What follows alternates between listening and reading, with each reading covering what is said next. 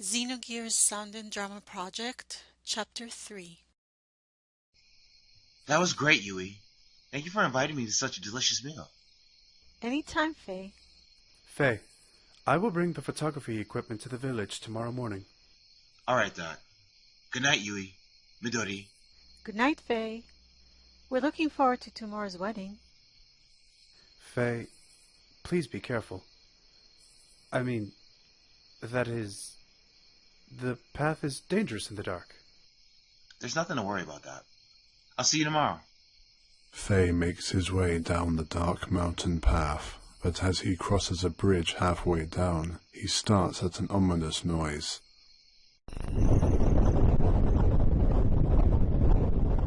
As he looks up, he discerns huge shapes flying in the night sky over the canyon. They are giant, man-shaped metal machines, gliding through the darkness with great speed. It appears that 3 of these flying machines are pursuing the 4th. All 4 are heading in the direction of the village. The canyon rumbles, and red lights flash in the night skies.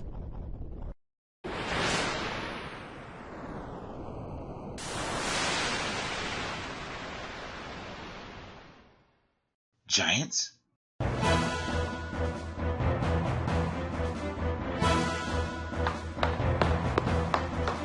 Faye! Doc, did you see the flying machines? They're heading directly for Lahan. Those were Xenogears, Faye. This is bad. Very bad. We have to hurry. Right. Oh no. The village is on fire! Alice! Timothy! Doctor, they just came out of nowhere and landed right in our village. Are you okay? Yes, but have you seen Dan? I'll go look one more time. Alice, get out of the village now. Wait, Timothy! You should both evacuate with the other villagers to a safe location. Doc, you know I just can't leave Dan behind. Faye and I will take care of the rest. Your primary responsibility is to protect Alice. Do as Doc says. We'll look for Dan. Who knows? He may have already escaped and is waiting for you. I guess you're right. Alice, I'm sure Dr. Azuki and Faye can handle this situation for us. Oh, okay. Don't worry, Alice. If he's in the village, we'll find him and get him to safety. Now, both of you, hurry! Right. Madness. Why on earth are Xenogears starting a battle here? Are they trying to start an incident? Faye, I'll check inside the houses for people. You will go around the village and guide any stragglers to a safe location. Right, Doc. And be careful. You too. Faye begins to scout the village, but then realizes that he has wandered into the heart of the battle. Gunfire rings above his head. A metal giant looms above him, its shape dark against the leaping flames. Faye freezes for a moment, but then realizes that the gear is empty.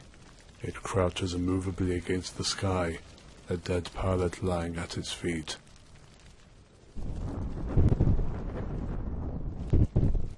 Through the haze of the noise and the smoke, Faye can gaze right into the cockpit of the giant gear with sudden, preternatural clarity.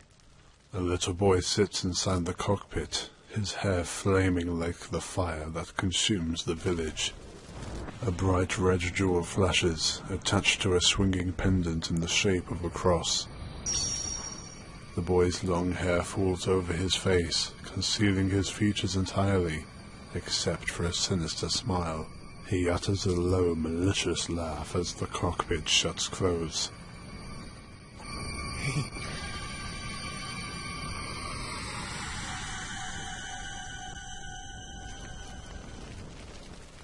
Faye? He's climbing into the gear? Wait, Faye!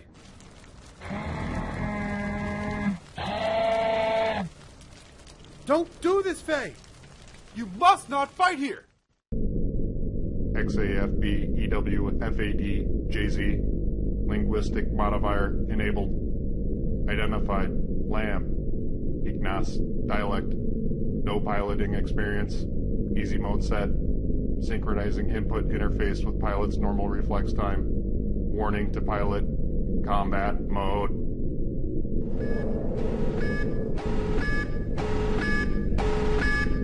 Notice.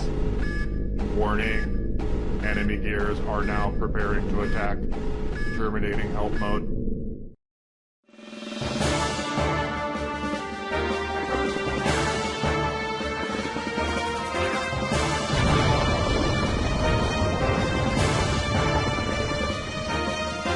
Damn it. Here come the reinforcements.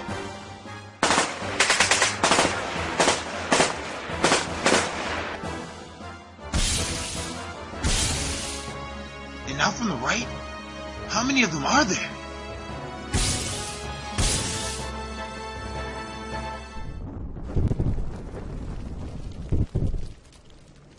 What? This new gear. Is that their leader? It's different. Terrible. This dark aura. No! Get out of my head! I must fight!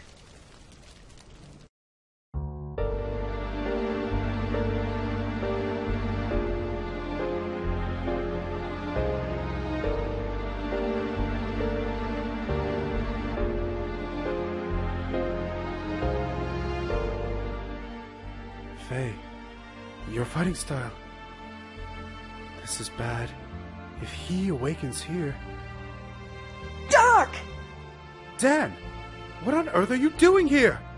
Are you alright? I'm sorry, Dr. Uzuki! I actually got out of the village earlier, but I came back! I just couldn't bear to leave my sister's wedding dress to the fire! We need to evacuate to a safer spot while Faye still has their attention. Faye? He's navigating that purple gear. It seems that the others came here trying to capture it. Faye's inside that monster? But how? Why? Faye is bound by the dark, cruel destiny of God. God? We should get away immediately, Dan. Come on. Dan, I knew you were still in the village. I'm so glad you're okay.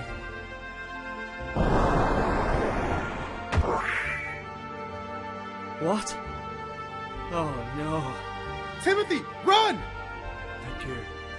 He can't possibly escape. Wait! Don't shoot him! These people have nothing to do with this conflict! Out of the way, you bastards! The sinister gear that led the troop stands by and watches the scene passively, its arms folded. Faye desperately tries to break through the circle of opponents.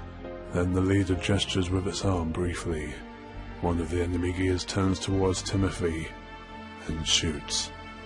Stop! I said, stop it! Timothy. Red Jewel. Sweetie. Who is that boy? Blood on my face. I didn't kill. No! Ah! Faye raises his head, hair fallen over and concealing his features, and utters a strange laugh. His gear begins to glow. Then it emits a terrible blast of pure light that eradicates everything in its path. Only Dan and Citan are safe, and they watch the scene in helpless horror.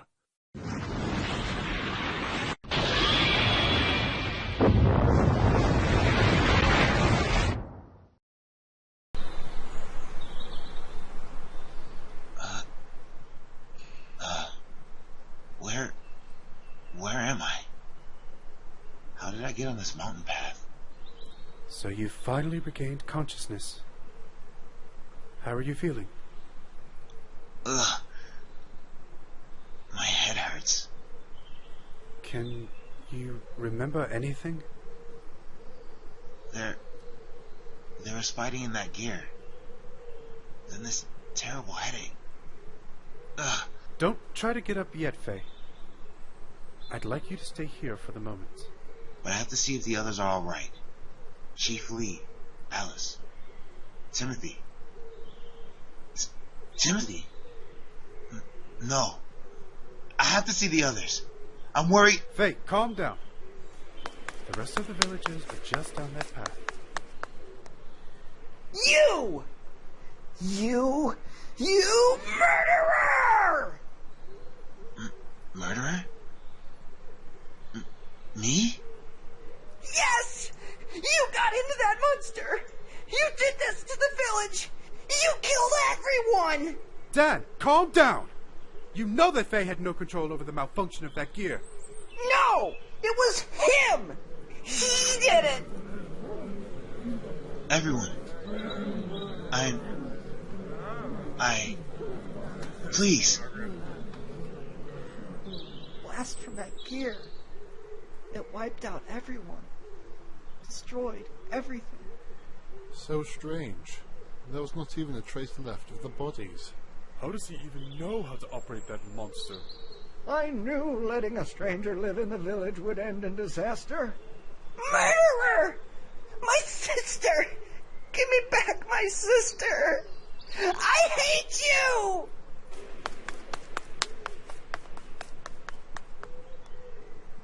Faye, come with me. It's best if you leave the others for now. Doc. There's something that I need you to see. Okay.